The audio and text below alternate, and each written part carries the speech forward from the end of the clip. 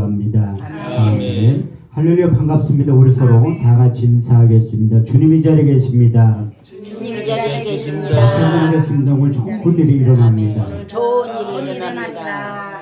아멘 하신 분들에게 좋은 일이 일어나게 될 줄 아멘. 하나님께서 이스라엘 백성들이 홍해를 건너가게 하신 다음에 먼저 장막 짓는 일을 하게 만드셨는데, 출애굽기 25장 1절 8절 9절 말씀을 보면 여호와께서 모세에게 일러 가라사대 내가 거할 성소를 그들을 시켰다 하를 위하여 짓되 내가 내게 보이는 모양대로 장막의 기구와 식양을 따라 지을지니라. 요즘 말로 표현하면 하나님이 거하실 집을 지으라고 말씀하셨어요. 왜 그 이유가 무엇인가 하면 출애굽기 25장 22절에 해답이 기록되어 있는데 내가 거기서 너희와 만나고, 할렐루야. 그렇듯이 하나님께서 우리를 언제든지 만나 주시지만 특별히 2023년도 12월 달을 살아가는 우리들에게 하나님이 여러분들을 만남의 장소로 하평교를 정하시고 예배를 통해서 여러분들을 만나 주실 줄 믿습니다. 그래서 하나님은 지금도 예배자를 찾으시고 하나님이 찾은 예배자를 범주 안에 들어오면 출애굽기 20장 24절 말씀대로 내게 토단을 쌓고 거기에 너희 양과 서로 너희 번제와 화목제를 드려라. 물은 내 이름을 기념하는 곳에 내가 강림하여 복을 주리라. 그 약속의 말씀이 그대로 이루어지게 될 줄 믿습니다. 저는 누구보다도 예배를 많이 드리는 목사 중에 한 사람, 저도 설교도 많이 하지만 예배자의 입장에서 연합집회할 때 저는 한 번도 예배를 안 빠져요.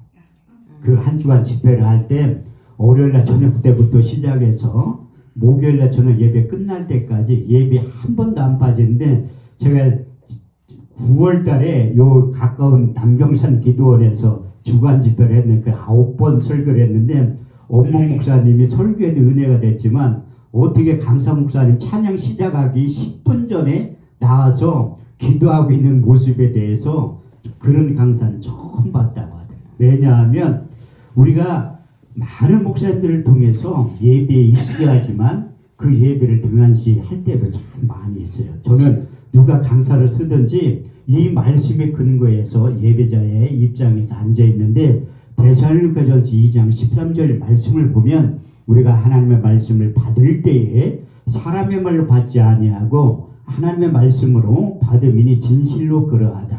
이 말씀이 또한 믿는 자 속에서 역사하신다고 말씀하셨고, 사도행전 17장 11절 말씀에 보면 베레아 사람은 데살로니가 사람들보다 더 신사적이어서 간절한 마음으로 말씀을 받고 그 말씀이 그러한가 날마다 묵상했다고 말씀하고 있습니다. 그래서 저는 하나님의 약속의 말씀을 가까이 하고 싶어서 묵상하는 이유도 바로 거기에 있어요. 그래서 저는 설교라고 표현을 잘 안 하고 증언이라고 하는 이유가 무엇인가 하면 저의 삶 속에 사역 가운데 현재 있었던 일들을 그대로 말씀을 전하고 증거하는, 그래서 실제 있었던 사건이기 때문에 원고 없이 설교하는 이유가 바로 거기에 있어요. 실제 있었던 사건이기 때문에. 그래서 많은 목사님들이 저한테 설교 묵상하는 것에 대해서 질문을 하면 여자 목사님들한테는 자녀에 대해서 제가 예를 들어서 설명을 해요. 자제분들이 있으면 그 태어날 때 우리가 원고 없어도 그 자기 자녀가 출생할 때 이야기를 할 수 있었잖아요. 그 실제 있었던 사건이니까. 그래서 설교도 마찬가지예요. 제가 성경에 대해서 경험이 되고 처음이 된 사건에 대해서 말씀을 드리는 거예요. 오늘은 특별히 마가의 오순절 다락방에 성령이 임하는 그 장면에 대해서 말씀을 드리려고 하는데, 제가 하나님 앞에 기도했을 때 하평교회에 마가의 오순절에 임했던 성령이 임하기만 하면 이 교회를 통해서 하나님의 뜻이 하늘에서 이루어진 것 같이 이 땅에서 하나님의 뜻을 반드시 이루어지는 그 교회로 하나님께서 부흥 성장시켜서 담임 목사님 이하 성도들과 장로님을 통해 사역을 통해서 그 하나님의 속을 시원케 드리는 잠언 25장 13절 말씀이 그대로 이루어지게 될 줄 믿습니다. 충성된 사자는 자기를 보내신 이에게 마치 추수하는 날의 얼음 냉수 같아서 능히 그 주인의 마음을 시원케 드린다고 하신 그 약속의 말씀이 그대로 이루어지게 될 줄 믿습니다. 아멘. 창세기 1장과 2장 말씀에 보면 우리와 하나님과의 관계에 대해서 정확하게 기록되어 있어요. 창세기 1장 27절에서 28절 말씀을 보면 하나님이 하나님의 형상대로 사람을 창조하시되 남자와 여자로 창조하시고 그들에게 복을 주시며 이르시되 생육하고 번성하여 땅에 충만하라. 땅을 정복하라. 바다의 고기와 공중의 새와 땅에 움직이는 모든 생물들을 다스릴 수 있는 능력을 주셨다고 말씀하셨고 창세기 2장 7절 말씀을 보면 하나님의 흙으로 사람을 지으시고 그 코에 생기를 불어넣으시니 사람이 생명이 되었다고 말씀하고 있습니다. 그 시편 기자는 창세기 1장과 2장 말씀을 인용하면서 우리와 하나님과의 정체성에 대해서 4번에 걸쳐서 말씀하고 있는데 시편 2편 7절 말씀을 보면 내가 내 영을 보내노라. 너희는 내 아들과 딸들이라. 오늘날 내가 너희를 낳았다고 표현하고 있고 두 번째 시편 82편 6절 말씀을 보면 너희는 신들이며 다 지존자의 아들과 딸들이라고 표현하고 있고 세 번째 시편 139편 13절 말씀을 보면 주께서 내 장부를 지으시며 내 모태에서 나를 조직하셨다고 말씀하셨고 마지막 네 번째 시편 139편 16절 말씀을 보면 주의 형질이 이루기 전에 주의 눈이 보셨으며 나의 정한 날이 되기 전에 주의 책에 내 이름이 다 기록이 되었다고 말씀하고 있습니다. 우리 주님도 모세의 글과 선지자의 글과 시편에 능통하셨기 때문에 창세기 1장과 2장 시편 말씀을 인용하면서 우리와 하나님과의 관계에 대해서 이렇게 정의를 내려주셨는데 요한복음 10장 34절에서 35절 말씀을 보면 너희 율법에 기록한 바 내가 너를 신이라 하지 아니하였느냐 성경은 폐하지 못하나니 하나님의 말씀을 받은 사람들을 신적인 존재, 영적인 존재라고 표현하고 있습니다. 이렇듯이 우리는 육신적인 존재, 정신적인 존재, 영적인 존재이지만 이제 구약시대의 사람들은 하나님의 영이 떠났다고 말씀하고 있습니다. 하나님의 영이 떠난 결정적인 원인이 무엇인가 하면 창세기 6장 5절 말씀에 보면 사람의 죄가 세상에 관영함과 그 모든 계획과 생각이 항상 악한 것뿐임을 아시고 하나님께서 사람 지으셨음을 한탄하셨다고 말씀하셨고 창세기 6장 3절 말씀에 보면 여호와께서 가라사대 나의 영이 영원히 사람과 함께 하지 아니하리니 이는 그들이 육체가 됨이라. 그러나 그들의 나는 120년이 되었다고 말씀하고 있습니다. 그래서 영이 떠났기 때문에 우리가 육신적인 존재, 정신적인 존재로만 남아서 하나님과 그 소통했던 사람들이 불통으로 남은 거예요. 왜? 지금도 사람들이 이 세상 소리는 잘 듣는데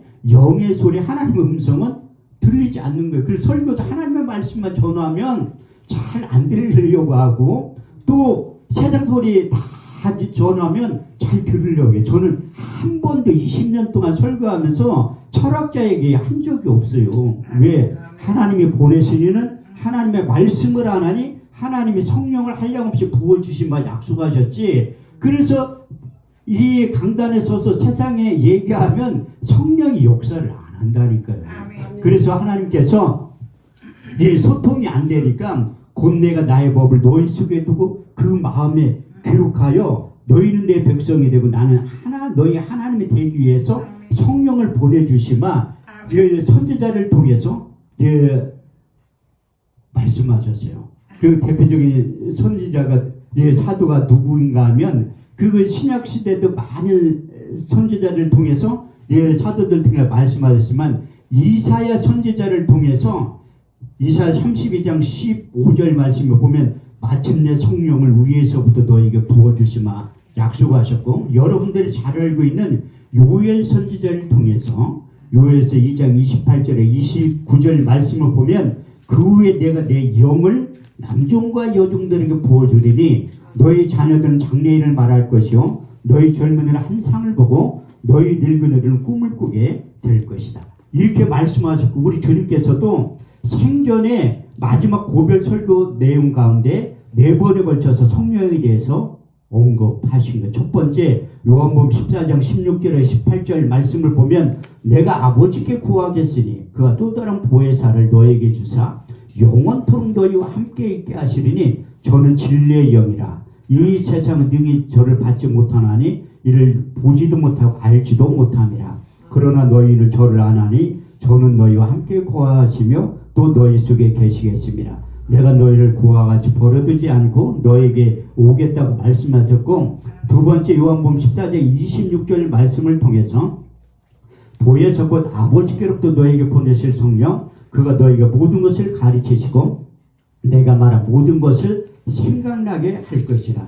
세 번째 요한복음 15장 26절 말씀을 보면 아버지께로부터 너에게 보낼 보혜사 곧 아버지께로 나오신 진리의 성령이 오실 때에 그가 나를 증거하실 것이요. 마지막 요한복음 16장 7절 1절에 9절 말씀을 통해서 네 번째 말씀하셨는데 내가 실상을 말하노니 내가 떠나가는 것이 너희에게 유익이라. 가면 내가 보혜사를 너희에게 보내리니 그가 와서 죄에 대하여 의에 대하여 심판에 대하여 이 세상을 책망하시리라. 죄에 대하여 너희가 나를 믿지 아니하며 의에 대하여 내가 아버지께로 가서 너희가 나를 다시 보지 못하며 심판에 대하여면 이 세상 임금이 심판을 받았느니라. 이렇게 네 번에 걸쳐서 말씀을 우리 주님께서 하셨는데 그래도 제자들이 깨닫지 못하니까 요한복음 16장 13절 말씀을 통해서 결론을 내려주십니다. 그리하는 진리의 성령이 오시면 그가 너를 모든 진리 가운데로 인도하시리니 그가 스스로 말하지 않고 오직 듣는 것을 말하시며 장래일을 너희에게 알려줄 것이다. 이렇게 생전에 말씀하셨고 이제 부활하셔서 이 땅에 40일 동안 계셨는데 그 근거가 어디에 있냐면 사도행전 1장 3절 말씀에 보면 해 받으신 후에 친히 사심을 나타내사 40일 동안 저에게 보이시며 하나님 나라에 대해서 말씀하실 때 제자들에게 나타나셔서 성령에 대해서 언급하신 거예요. 그 사도행전 1장 4절 5절 말씀을 보면 사도와 같이 모이사 저에게 분부하여 가라사대 예루살렘 떠나지 말고 너게 들은 바 아버지의 약속하신 것을 기다리라. 요한은 물로 세를 베풀었으나 너희는 몇 날이 못되어 성령으로 세를 받게 될 것이다. 이렇게 말씀하시고 요한복음 20장 21절에 22절 말씀을 통해서 다시 한번 언급하셨는데 너에게 평강이 있을지어다. 아버지께 나를 보내신 것 같이 나도 너희를 보내느라. 이 말씀을 하시고 저희를 위하여 숨을 내쉬며 가라사대 성령을 받으라. 나의 영을 받으라. 나의 숨을 받으라고 외치신 다음에 승천하시기 직전에 제자들이 모여가지고 우리 주님과 승천한 다음에 이제 승천하기 직전에는 500명이 있었는데 그동안 380명이 도망간 거예요.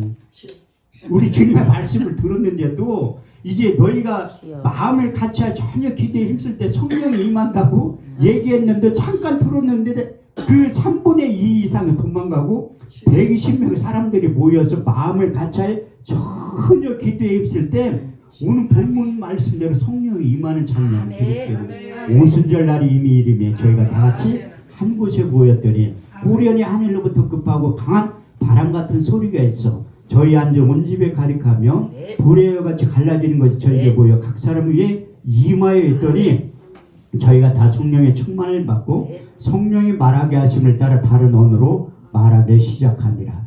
그때 경건한 유대인들이 천하 각국으로 와서 예루살렘에 우거하더니 이 소리가 나면 큰 무리가 모여 소동하여 가로되 보라 이 말하는 사람들이 다 갈릴 사람들이 아니냐. 우리의 각 사람 남고 방언으로 듣게 되면 어찌 되느냐. 우리는 다 바데인가 메데인가 엘렘인가 메소포타미아 본도 아시아 브르길라 밤빌리아 애국과 및 구레네 가까운 리비아 여러 지방에 사는 사람들과 로마로부터 온 나그네 유대인과 유대기에 들어온 사람들과 그레데인가 아라비아인들이라. 우리의 각 사람 남고 방언을 하나님의 큰 일을 말함을 들었다고 말씀합니다. 그때부터 하나님의 소리, 영의 소리가 들리기 시작하는 거예요. 왜? 우리 육체 가운데 성령이 전수하고 들어오지만 하나님과 소통이 이루어진다니까. 근데 이게 성령이 임할 때 청각으로 들린 거예요. 바람 같은 소리가 있어. 저희 앉은 온 집에 가득하며. 이거 합평교회도 동일한 은혜와 역사가 나타나게 될 줄 믿습니다. 그래서 제가 처음에 교회 개척했을 때 내 나름대로 인물 되지, 실력 되지, 능력 되지, 하나님은 반드시 압구정동이나 청담동, 서울 한복판에서 교회를 개척시켜 주실 것이다. 그렇게 착각을 했었다는 거예요. 그런데 이사야 55장 8절의 9절 말씀을 보면 내 생각은 너의 생각과 다르며 내 길은 너의 길과 달라서 하늘이 땅보다 높은 같이 내 생각은 너의 생각보다 높다고 말씀하셨어요. 그래서 제가 분당에 15년 살았는데 지금의 태평, 사동 그렇게 못 사는 동네가 있는지조차도 몰랐는데 하나님이 거기에서 교회를 개척시켜 준 거예요. 아니 돈 좀 있을 때 교회를 개척시켜 주면 얼마나 좋아. 물질이 깨끗한 데 교회를 개척해. 왜 물질이 깨끗한 게 뭐냐면 돈이 한 푼도 없다는 거예요. 없으니까 하나님의 뜻대로 순종할 수밖에 없어요. 돈 있으면 저도 우리 교회 재정에 기도원 재정에 1억만 있으면 기도 안 하죠. 기도할 필요가 뭐고 있어. 그냥 하면 되지. 없으니까 기도하는 거라니까. 그래서 하나님이 꼭 필요한 만큼만 주는 거예요. 필요한 것만. 그래서 거기에 교회를 개척했는데 믿는 자들에 따른 표적 5가지가 있잖아요. 마가복음 16장 17절에 18절 믿는 자들에게는 이런 표적이 따르니 저희가 내 이름으로 귀신을 쫓아내며 새 방언을 말한 뱀을 죽으며 무슨 독을 마실지라도 해를 받지 않으며 병든 사람의 손을 온전즉 나으리라. 성경은 그렇게 써있거든요. 그래서 우리 교회가 간판을 크게 세 사람 승부원께를 걸어놓은 거야. 그런데 사람들이 기도받으러 오더라고요. 지금은 또 실비보험이 하나님이야. 실비보험 들은 사람들 병원부터 간다니까. 기도받으러 안 와요. 병원에서 못 고친다고 해야지 찾아온다니까. 우리 교회 성도들도 옛날에 실비보험 없을 때는 기도받으러 많이 왔는데 지금은 안 와. 병원부터 간다니까요. 공짜니까 거의. 그때는 내가 하나님이 내 성남의 교회를 개척시켜준 의미를 몰랐는데 한참 지난 다음에 깨닫게 된 거예요. 그런데 거기는 못 사는 동네잖아요. 지금도 못 사는 동네인데 이래 주거나 저래 주거나 마찬가지니까 교회 가서 목사님한테 기도 한번 받아보자. 그런 심정으로 온 거예요. 나는 그때 브랜드의 힘을 느낀 거야. 조윤기 목사님이 능력이 있지 나 같은 사람이 무슨 능력이 있어. 그래 기도해달라니까 손을 얹고 기도해. 병든 사람에게 손을 얹은즉 나으리라 성경에 써있잖아요. 그런데 저희 사역 가운데 병든 사람에게 손을 얹은즉 죽으리라. 아침에 안 샜는데 저녁 때 죽었다고 연락 와. 얼마나 괴롭겠어요. 저 사람 많이 죽였어요. 그런데 신기한 게 뭐냐면 한 번도 고소를 안 당했다는 거예요. 지금은 그 말기암 환자 들어오면 몸에 손 안 대 멀리 떨어져서 기도하지. 우리 기도원에도 저번 때 그 세브란스 병원에서 말기암 환자 2명을 데리고 와서 아는 목사님이 몰래 며칠 좀 끊어가지고 한 자국 입은 채 데리고 왔다니까 기도 받게 해두려고. 그런데 내가 몸에 손을 못 댈 것 같아. 큰일 나요. 요즘 지혜롭게 하셔야지. 자식들이 고수해요. 저 홍성에 있는 뭐 교회가 집회를 하는데 아는 지인 목사님이 설교 끝나고 안수하는데 그분이 할머니를 톡톡톡 건드리면서 이렇게 기도를 한 거야. 집에 가서 목사님이 나 때렸다고 자식들한테 얘기하고 난리 난 적도 있어요. 안 믿는 사람들 눈으로 볼 때는 그렇게 된다니. 그래서 저는 안수할 때 살짝 대구에 왜 그러냐면 여자들을 싫어해요. 파마물을 확 눌린다고. 남자들은 조심해야 돼. 꽉 누르면 가발 벗겨져요. 그래 난 살짝 대고 한다니까. 근데 너무 괴로운 거야. 성경에 써있잖아. 제가 고등학교 2학년 때 출애굽기 15장 26절 말씀을 암송한 거예요. 너희는 너희 하나님 여호와의 말씀을 청종하고 나의 보기에 의를 행하며 내 계명의 길을 기르고 내 모든 규례를 지켜 행하면 내가 애굽 사람들이 내는 모든 질병 하나라도 너에게 내리지 아니하리니 아멘. 나는 너희를 치료하는 여호와 하나님이라. 아멘. 수만 번 제가 암송을 했을 거 아니에요. 그러면 뭐에 지식으로 끝나는데 성경은 치료하는 하나님이라고 써있지만 나의 사역 가운데 병든 사람의 손을 얹은즉 죽으리라. 너무 괴로운 거예요. 너무. 근데 하나님이 나를 의대에 입학을 시킨 거예요. 내가 그래도 의대 출신이라니까. 내가 그 병원 의사들 모여있는 심의에 가서 내가 우리나라 제일 좋은 의대 출신이라고 내가 나왔다고 얘기하면 자꾸 물어봐. 학교 어디 나왔냐고. 서울대 나왔냐, 연세대 나왔냐, 고려대 나왔냐. 난 그거보다 훨씬 좋은 의대 출신이라고. 그러니까 자꾸 물어봐. 외국에서 유학했냐. 난 그게 아니라 예수님이 만든 천국병원 의대 출신이라고. 근데 오늘 새벽에 얘기했잖아요. 우리 목사님 통해서 요 정읍의 병은 다 없어진다니까. 왜 목사님 다 고치면 되지. 세상 사람들도 그 사람 유전적인 지식으로 배운 의사고, 아버지. 목사님은 하나님이 준 의사라니까요. 모든 병과 모든 약한 고칠 수 있는 능력을 주여. 다 주셨다니까요. 아멘. 사용할 줄을 몰라서 그런 거지. 네. 그런데 하나님이 나 천국병원 의대 입학시키면서 신부전적 할머니를 보낸 거예요. 근데 나는 그 할머니한테 기도를 못하고 할 거야. 그런 마음이 들어.